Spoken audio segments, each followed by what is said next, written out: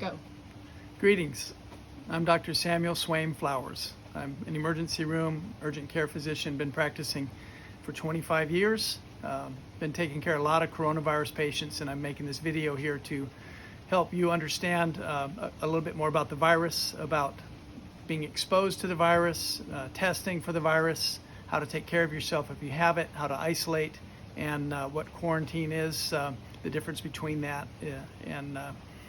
So I hope that I answer a lot of questions that you may have. I'll try to keep this short and brief, but stick with me. First off, the coronavirus is a novel virus. It's called the novel coronavirus. It is an infection that has not been in the human population before, so our resistance to it is very poor.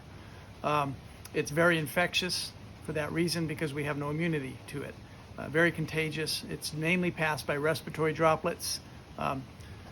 Touching an infected surface and touching your face or wiping your eyes or eating something without washing your hands is another means, but the main means of it being transmitted from one person to another is respiratory. It often can be transmitted from someone who does not have any symptoms. You can be more contagious in the few days preceding, in the first couple of days of being infected, but preceding the onset of your symptoms is when you can really infect others. And the young healthy people coming home from college or in school, they can come home and bring it to their family and have minimal symptoms. So we've got to be very careful about spreading this, and wearing masks and keeping physically distant. Those are so important. So let's talk about masks. Masks are highly effective against transmitting the virus. It's also effective in keeping from getting it. But the reason we wear masks is so that we don't spread our respiratory droplets to the air around us and infect others. So a proper mask is important. It should be at least a double cloth mask or a surgical mask. If you're wearing a gaiter and they stretch, they are effective if you double them over. But I generally say if they stretch, they're not as good as the other masks. But if you're going to wear a gaiter, it's got to be two-layered or folded over single layer to where it's double layer. Some people are wearing shields without masks. Those have not been proven to be effective. I'm sure they're better than nothing, but if I was shopping at a store and I saw someone wearing those, I would steer clear of that person because their respirations are coming out the bottom of those face shields if they're not wearing a mask. All right, now let's talk about if you've been exposed. What does that mean? Well, a significant exposure is if you've been in the same space as someone who's infectious, someone who has the virus, someone who's contagious. Say a coworker had it and they called you and said, "Oh, I started getting sick last night and I got tested and I've got COVID." Or they said, "Yeah, last week I was around you and the next day I got sick, I got tested, and it's already 4 days later." You had a significant exposure if you spent 15 cumulative minutes in 24 hours. So that adds up. If you were around them in the morning around the coffee machine at work, and then you had lunch together, and then there was a conference, and each of those were 5-minute exposures, that's 15 minutes within 6 feet of each other. Even if you were wearing masks, 15 minutes in the same space in 24 hours is a contact. So that puts you in the category of needing to be quarantined for 14 days, even if you get tested and you're negative. Negative test just means that it could mean that the virus is there, but just not in abundant enough numbers to be detected or quantity to be detected. So it's important that even if your test is negative, if you had a meaningful exposure, 14 days of quarantine. That's where you isolate at home away from others. And then if you get symptoms, it's important that you get tested within a few days and assume it may be coronavirus. Now, isolation, if you have the virus, if you test positive for it, isolation is where you isolate yourself away from other people in the house. You're in your own room, away from others, and you stay that way until you're not contagious anymore. That's at least 10 days per the CDC. Alabama Department of Health is pushing for 14. I'm going to quote 10 for the rest of this video. in terms of that isolation period where you're still infectious, it's at least 10 days. If you're still having fevers or coughing or having a lot of nasal congestion or throwing up or having diarrhea, you're likely still infectious. So sometimes it's longer than just that 10 days. You've got to be symptom-free in terms of congestion, cough, nasal drainage, and diarrhea for, did I say fever? Fever's included in that. 100.4 or less, or higher is significant.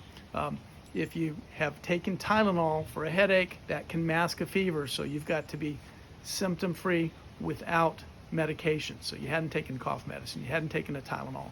So if at your end of your quarantine or isolation period, you haven't had any medicines for the 24 hours and you're asymptomatic, except for maybe some fatigue or headaches or muscle aches, just that sort of stuff can linger, then you're free.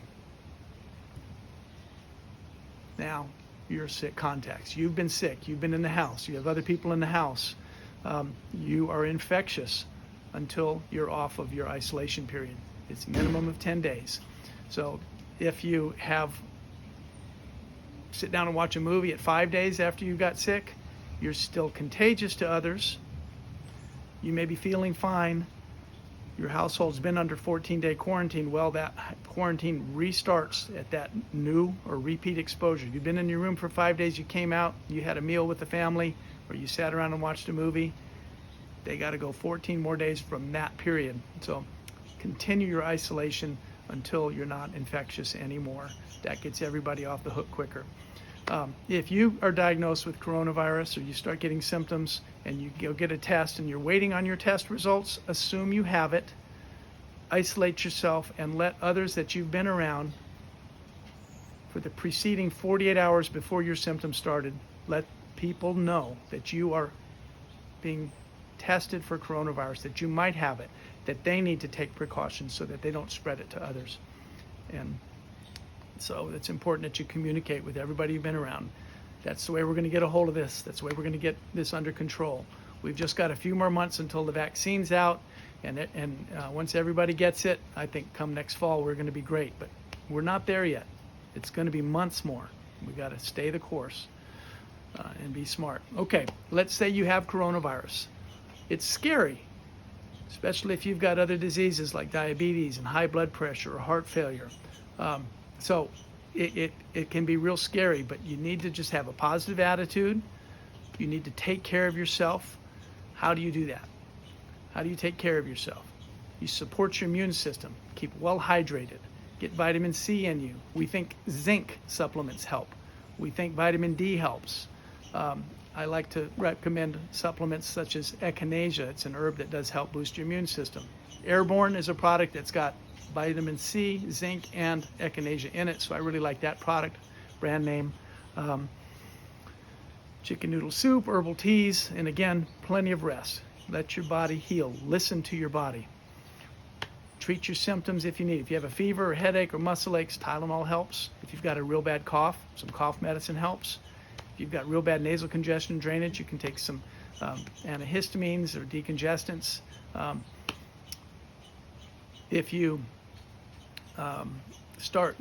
this is where you really need to pay attention. If you're having severe symptoms, what are those? Heavy feeling in your chest, real bad chest pain, chest tightness. If you pass out, if you can't breathe walking across the room, you're just getting extremely exhausted. Those are signs you need to get seen promptly. Get to the emergency room. Get your oxygen level checked. Don't think that if you just make it to bed, you'll be fine in the morning. If you're that short of breath, I'm going to kind of act this out a little bit. If you're having so much shortness of breath that you can only get a few words out with each breath, you're that short of breath, you're just extremely exhausted walking across the room to the bathroom, get seen right away. Get to the hospital, call 911 if you have to. Those can be warning signs that things are about to get bad. So there's good treatments available now. If you're getting real severe symptoms, get to the hospital. Okay? I'm especially optimistic with the the antibody cocktails that are available, the infusions, convalescent plasma is what we have more available now. These things do help, and steroids, and of course oxygen. If you need it, get to the hospital. I think I've answered most of the questions that are commonly asked of me. It's important that you support your immune system, you rest and have faith. We're here to take care of you if you need us. Thank you for listening to my video, and hope you do well and stay safe.